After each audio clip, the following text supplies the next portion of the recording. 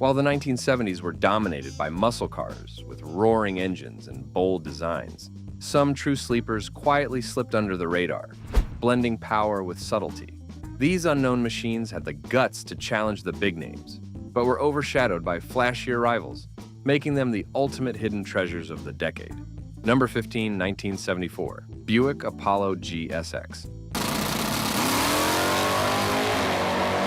Most people hear GSX and think of Buick's famous performance machines. But what if I told you there was a GSX that nobody talks about? One that didn't scream muscle, but still had enough punch to surprise people at a stoplight? That's the 1974 Buick Apollo GSX, an unknown sleeper hiding in plain sight. Buick had already proven it could build fast, powerful cars.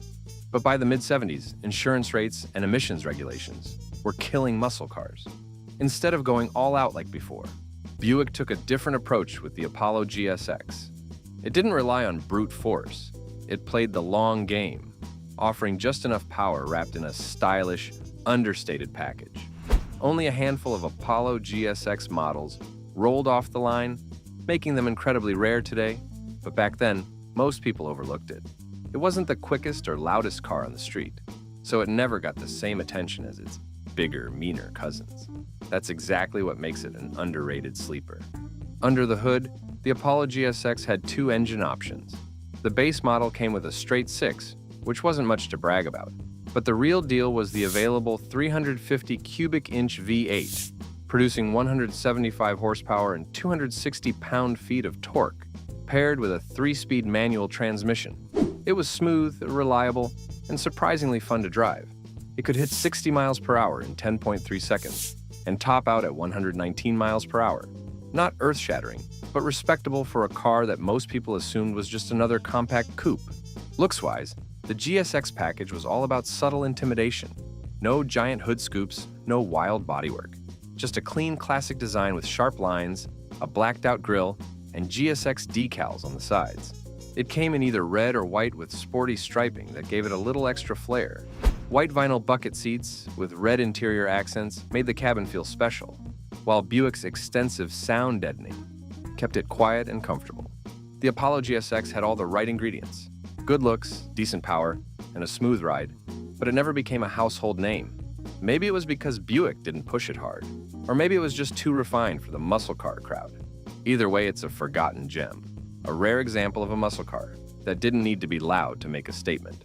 Number 14, 1970, Oldsmobile Cutlass Supreme SX Convertible. Have you ever heard of a muscle car hiding in plain sight?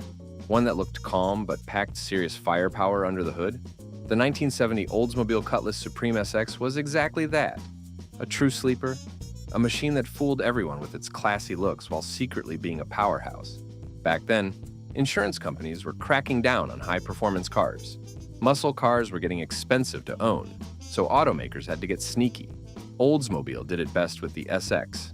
It didn't have the aggressive attitude of the 442, but it had something just as important: hidden muscle.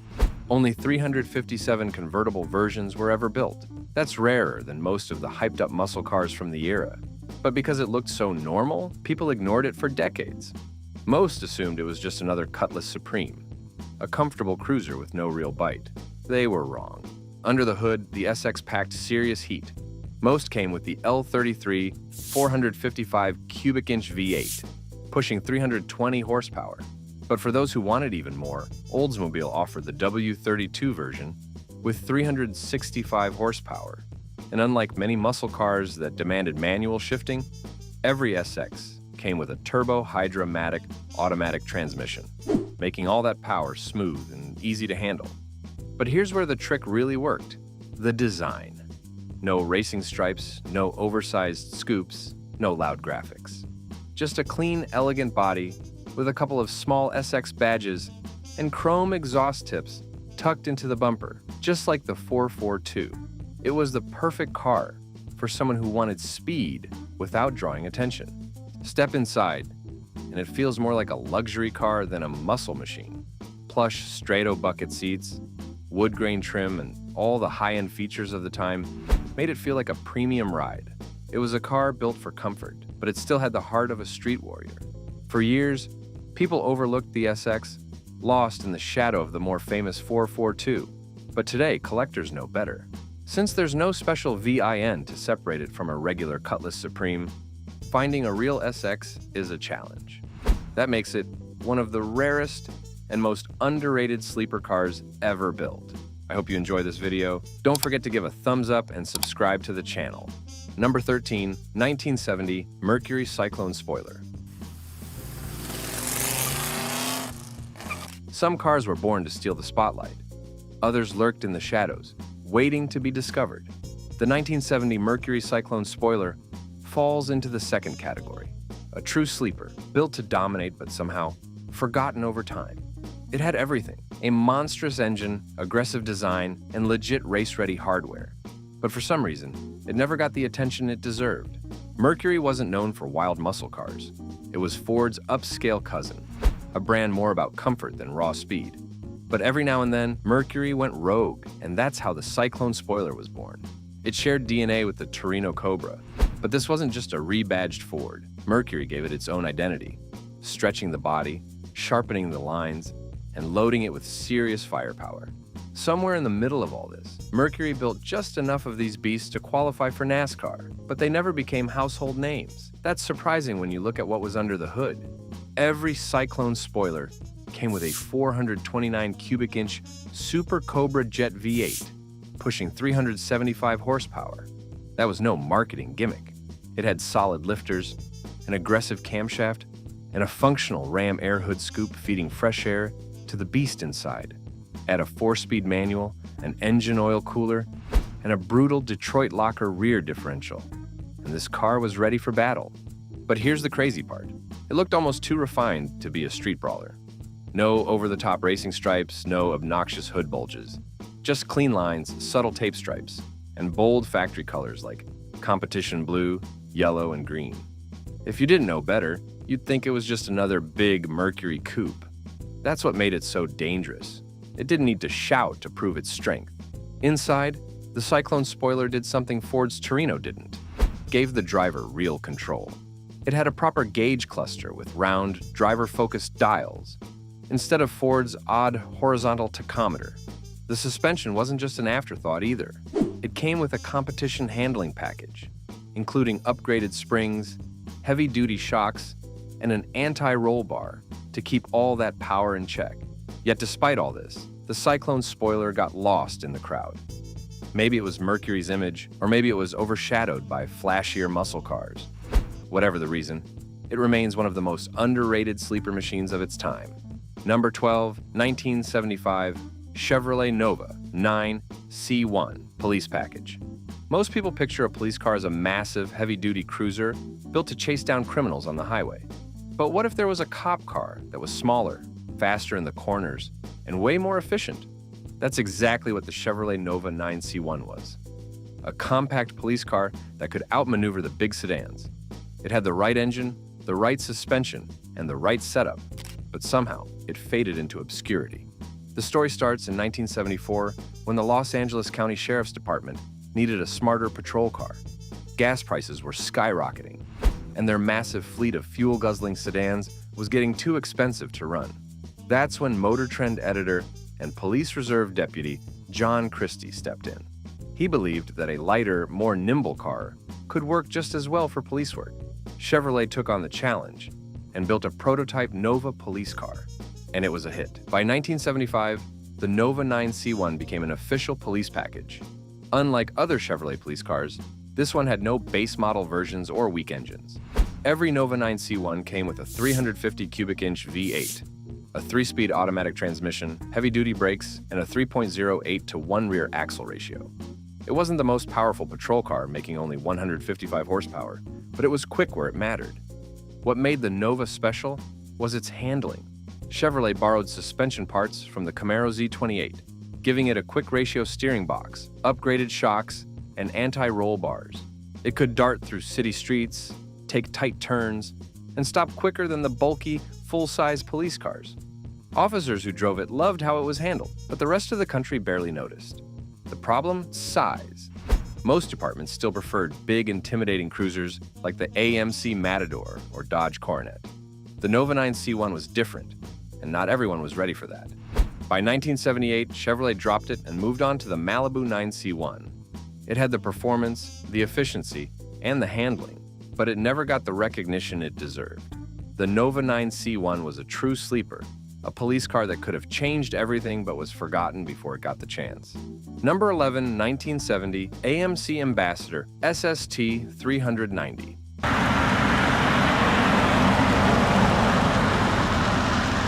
The AMC Ambassador SST from 1970 is a forgotten powerhouse, buried under the weight of more popular muscle cars. Despite its impressive specs and features, it never made a lasting impression. At first glance, it might seem like just another luxury cruiser, but with the right engine options, it packed a serious punch. The SST model, the highest trim, offered a range of engines, including the mighty 390 cubic inch V8. This engine was a rare option, produced for only a few years, and yet it couldn't break through the crowded muscle car market. AMC even made air conditioning standard, a first for American cars, adding to the luxury feel. But this didn't help make the Ambassador stand out. By 1971, sales had dropped dramatically. Even though the car featured innovations like quad-lingual brochures and was marketed to police departments, it just couldn't compete with the more recognizable names in the industry. The long, comfortable wheelbase made it more of a cruiser than a true muscle car. Despite offering something different, the Ambassador SST didn't attract enough attention. By the mid-70s, AMC had shifted away from large cars and focused instead on smaller models and Jeep vehicles. The Ambassador SST quietly faded into obscurity, not because it didn't have potential, but because it was overshadowed by cars with bigger reputations. Now it remains one of those rare sleepers, hiding in plain sight. Number 10, 1971. AMC Matador 401.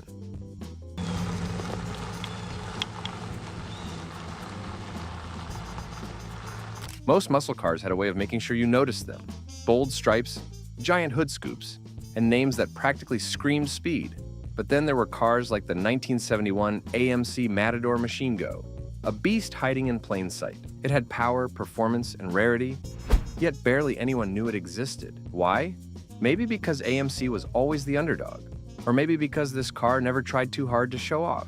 Either way, the Machine Go is a sleeper in every sense of the word. At first glance, the Matador didn't look like a muscle car. It was a clean, well-proportioned coupe that looked more like a sensible cruiser than a street fighter. But AMC had a trick up its sleeve, the Machine Go package. Unlike the wild-looking Rebel machine from the previous year, this one didn't scream performance. It didn't come with massive decals, factory-installed hood scoops, or a name that demanded attention. Instead, it let the engine do the talking, and what an engine it was. AMC offered two V8 options, a 360 cubic inch motor with plenty of grunts, and a 401 cubic inch powerhouse that delivered serious punch. Dual exhaust was standard with the big engine and optional for the smaller one. But because the Matador didn't wear its performance on its sleeve, most people overlooked it. It was a classic case of a muscle car that didn't look the part. The Machine Go package also upgraded the handling. 15 by 7-inch slot-style wheels, Goodyear polyglass tires, heavy-duty springs, upgraded shocks, and a rear sway bar made sure this car wasn't just fast in a straight line. Power disc brakes came standard, and if you wanted better grip, AMC offered a twin-grip differential. But the most interesting part? No badges, no stripes, nothing to give it away. If you saw one parked, you'd never know what it was capable of. Then there's the rarity. AMC never kept exact records. And when Chrysler took over in the late 1980s, a lot of paperwork vanished. Experts believe only 55 to 57 Machine Go Matadors were built, making it one of the rarest muscle cars of the era. Some might still be out there mistaken for ordinary Matadors, completely unknown to their owners. Why did this car disappear from history? Maybe AMC didn't market it enough. Maybe it just didn't look aggressive enough. But whatever the reason, the Matador Machine Go remains one of the greatest unknown sleeper cars ever made. Number 9, 1972, Plymouth Satellite Sebring Plus 400.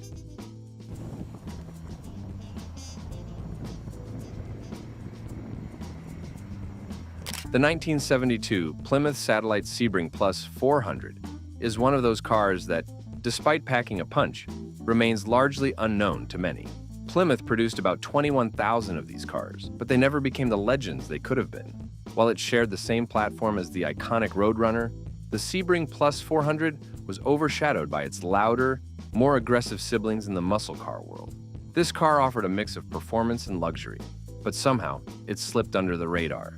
Despite its 400 cubic inch V8 engine and 255 horsepower, the Sebring Plus 400 wasn't widely talked about. It had the muscle to compete with other muscle cars of the time, capable of running the quarter mile in the 13-second range, but it wasn't marketed aggressively enough.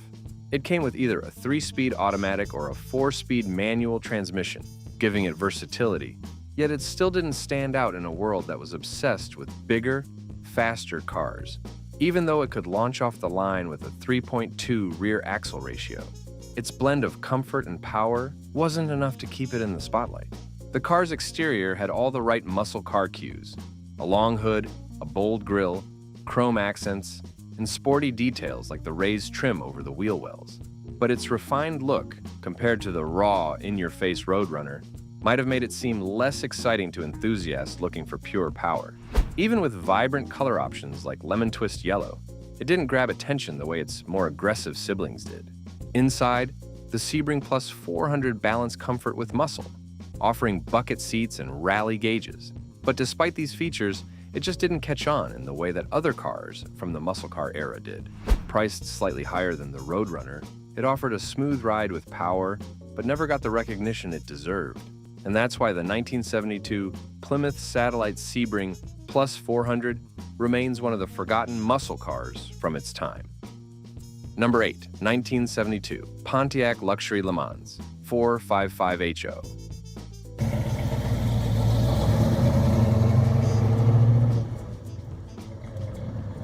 Most people think of the Pontiac GTO when they talk about 70s muscle cars. But what if there was another Pontiac that had the same firepower, looked just as mean, and was even rarer?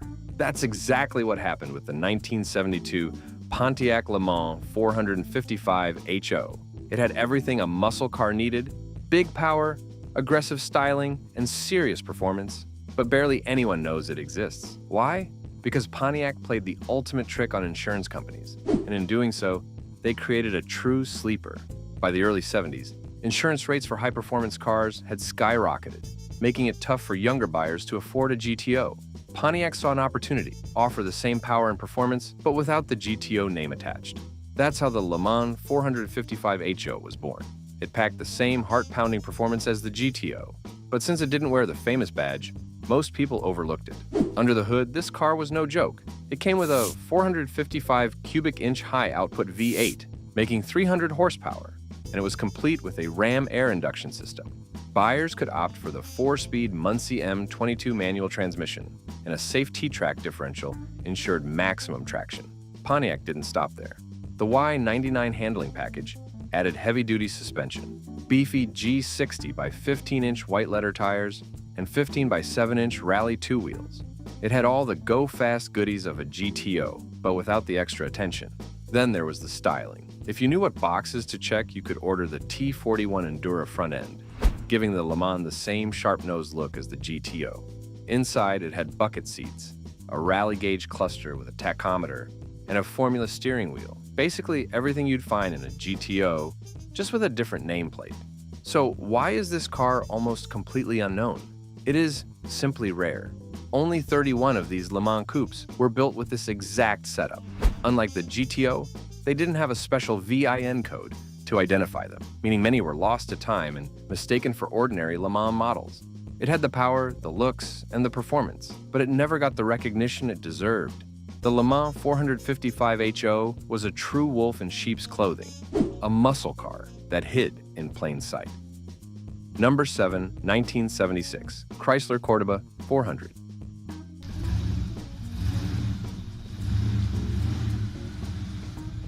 In 1976, Chrysler produced 167,618 Cordoba cars. This was their top seller that year, outpacing all other models. The Cordoba was built to stand out, offering a smooth, comfortable ride and a stylish look. It was big but not bulky, measuring 215 inches in length with a 115-inch wheelbase. Its width was 77 inches, with a track of 62 inches front and back, giving it a strong, solid presence on the road. The Cordoba wasn't just about size, it was about combining luxury with performance. Chrysler wanted drivers to enjoy comfort without losing that sporty edge. The car came with various engine choices, including a 400 cubic inch V8 engine that made 175 horsepower. Other options included a 360 cubic inch V8 with either 170 or 180 horsepower, and an upgraded 400 V8 with 240 horsepower. The most advanced option was the lean burn 400 V8, producing 210 horsepower and 305 pound-feet of torque. These engines were paired with a Torque Flight 3-speed automatic transmission and a final drive ratio of 2.7 to 1. 167,618 Cordobas were produced, yet many people have no idea how impressive this car was. Its combination of power, size, and comfort was a unique package for its time. The front had a bold grille and round headlights, adding to its classic look. The interior was all about luxury, featuring fine Corinthian leather bucket seats, a center console, and plush carpeting. The dash had wood grain trim, and it came with an AM/FM stereo with an 8-track player. Despite all these features, Cordoba is often overlooked. It was more known for its comfortable ride than its muscle, and the full potential was hidden behind the car's elegant design. It wasn't marketed as a performance car, so many missed its true value. The Cordoba remains an underappreciated gem that perfectly blended luxury with surprising power. Number 6, 1970, Ford Maverick Grabber 302.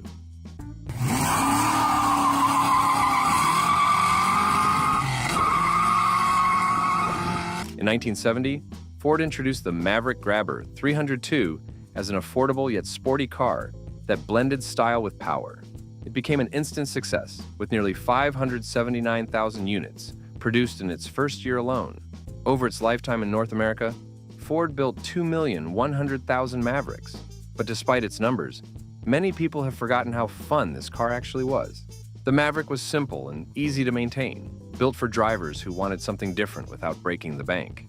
It had a wheelbase of 103 inches, and its design featured a long hood, sloping roof, and a short trunk, making it stand out among other compact cars. The Grabber 302 took things a step further with its bold graphics and rear spoiler, which gave it a sporty look. One cool feature was the pop-out rear side windows, adding a touch of style that other cars of its class lacked. Ford made sure the Maverick could pack a punch, equipping the Grabber 302 with a 302 cubic inch V8 engine. This engine produced 210 horsepower, which was pretty strong for the time. Whether you choose the 3-speed manual or automatic transmission, the Maverick could hit 0 to 60 miles per hour in 14.5 seconds, a respectable time for the era. However, it wasn't perfect. The steering was slow and a bit sluggish, and the drum brakes didn't offer the best stopping power. The suspension was soft, which meant the car could bottom out under heavy weight, and the interior was less than ideal. The bench seat wasn't the most comfortable, and visibility could be a problem due to the low cabin design. The fuel economy was decent but not great, averaging just 20.5 miles per gallon. Despite these flaws, the Maverick Grabber 302 became a hit for buyers looking for a stylish and affordable car with a bit of muscle. While it may not have been the best in handling or efficiency, its unique look and power made it a standout in its own right, and it's often overlooked today. Number 5, 1979, Chrysler 300. The 1979 Chrysler 300 is one of those cars that most people never noticed. It had good looks and strong performance, but it was overlooked. Chrysler brought back the famous 300 name for just 1 year. Instead of making a new muscle car, they added a performance package to the regular Cordoba. This made it an underrated sleeper, and no one really paid attention to it. On the outside, the Chrysler 300 didn't look like a muscle car. It came in white with red and blue stripes, and it looked similar to the regular Cordoba. But if you looked closely, you could see special details, like a black grille with a bold 300 badge, gold symbols on the windows, and sporty fender louvers. Inside, it had red leather seats, a leather steering wheel, and sport gauges, including a tachometer. It looked fancy, but not fast. But under the hood, it had some serious power. The 300 had a 360 cubic inch V8 engine with a 4-barrel carburetor, producing 195 horsepower. While that might not sound like a lot today, it was strong for its time. For example, the base Corvette that year had only 185 horsepower. The 300 wasn't just about looks. It could move fast. Even with all this, no one paid attention to it. By 1979, the muscle car era was ending. People cared more about gas prices, and Chrysler was having a tough time. Other cars like the Dodge Lil Red Express truck got all the attention. The Chrysler 300 was forgotten. Only 5,500 were made, and most are now gone or left to rust. It had the power, the looks, and the name, but no one gave it credit. That's why the 1979 Chrysler 300 is one of the most unknown sleeper cars ever. Number 4, 1975 Buick Century GS 455.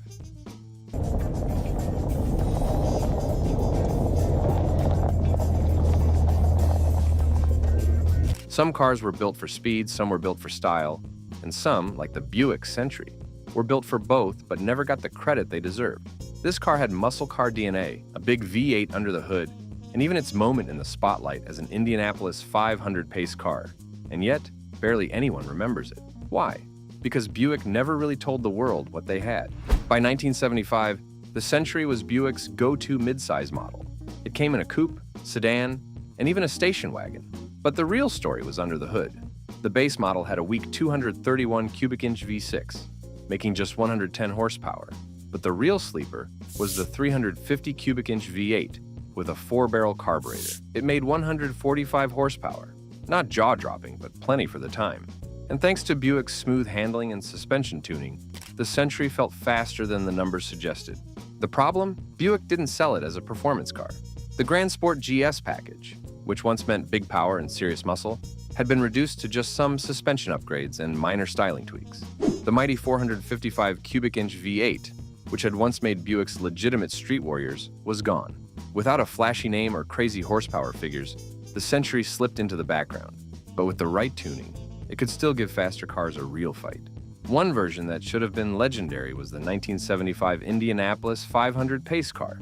The actual pace car had a 455 cubic inch V8, a heavy-duty suspension, and aggressive styling. But the replicas sold to the public, they got the 350 V8 and a slightly softer suspension. They still looked fast with their white paint, red and blue decals, and T-top roof panels. But Buick never pushed them as true muscle cars. The Buick Century had the power, the handling, and the looks. It just didn't have the hype. A true sleeper, built for speed but forgotten by most, even though it had all the right pieces to be great. Number 3, 1977 Ford LTD2 Sport.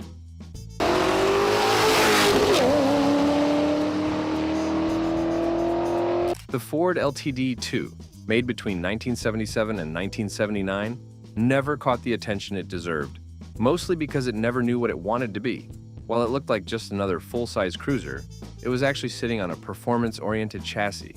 That's right, a car that appeared to be all about comfort was actually built on the same platform that once housed the high-performance Ford Torino. But Ford made a big mistake in not selling it as the muscle car it could have been. From the outside, the LTD2 screamed family car. It had a long body with squared-off edges, big fender flares, and vertically stacked headlights. Throw in the optional opera windows, and it looked more suited for Sunday drives than drag races. But once you popped the hood, things got more interesting. Most came with a 302 cubic inch V8, but with a little digging, you could find one packing a 351 cubic inch Windsor or a monster 400 cubic inch V8 under the hood. These engines had more than enough torque to make the LTD2 a serious contender in the muscle car world. The real problem, though, was that Ford marketed it as a full-size luxury car, not a performance vehicle. Most buyers saw it as a big, comfortable car that wasn't all that special. But if you knew how to tune it, this sleeper had real potential. The tough chassis, complete with a full perimeter frame and rear suspension setup that could handle serious power, made it capable of more than just cruising the streets. Yet, because it was never positioned as a muscle car, it was overlooked by the masses. Timing was also against it.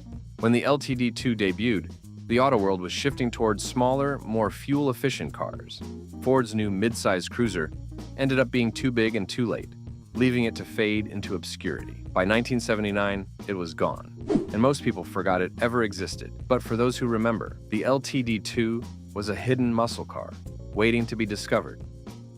Number 2, 1973, Mercury Montego GT 351 Cobra Jet.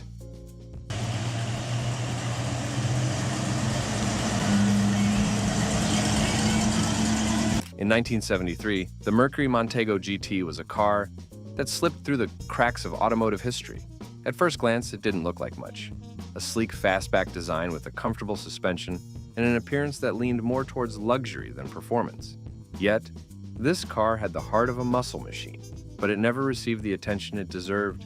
Out of the 4,464 Montego GTs built, only 1,120 came with the potent 351 Cobra Jet V8. This engine made 246 horsepower and 312 pound-feet of torque, providing a serious boost of power. Even more rare were the 197 units equipped with a 4-speed manual transmission, making them an elusive find for collectors today. However, because Mercury marketed the car more as a luxury cruiser, the performance aspect was overlooked, and its muscle car potential was never realized by the masses. The Montego GT also offered several other V8 options, from the 302 cubic inch V8 producing 137 horsepower, to the massive 429 cubic inch V8, which generated 201 horsepower and 322 pound-feet of torque. With both manual and automatic transmission choices, the car offered versatility, but the 4-speed manual was reserved exclusively for the Cobra Jet-equipped versions, making them even harder to find today. As the muscle car era was fading, Mercury shifted away from performance vehicles, and the Montego GT became a casualty of the changing automotive landscape. Despite its solid construction and strong engine options, the car's reputation never matched its performance abilities. By the time it hit the market, buyers were focused on more fuel-efficient cars, and the Montego GT was overshadowed by its competitors. As a result, it never made a lasting impact. Today, it remains an unknown sleeper, a powerful car that didn't get the recognition it truly deserved. Number 1. 1976 Plymouth Volare Roadrunner 360.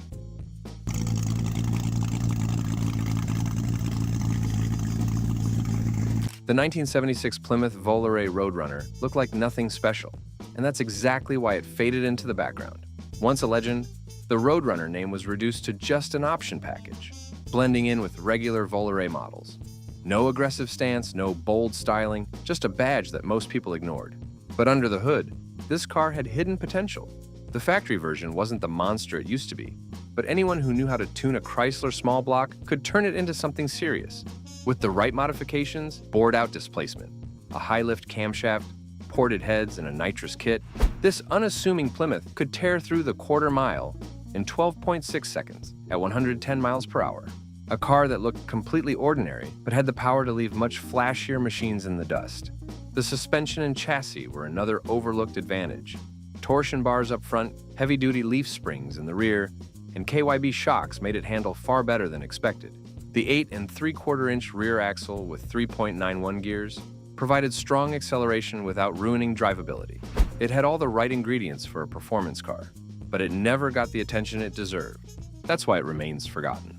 It wasn't loud, it wasn't heavily marketed, and the Volare name didn't spark excitement.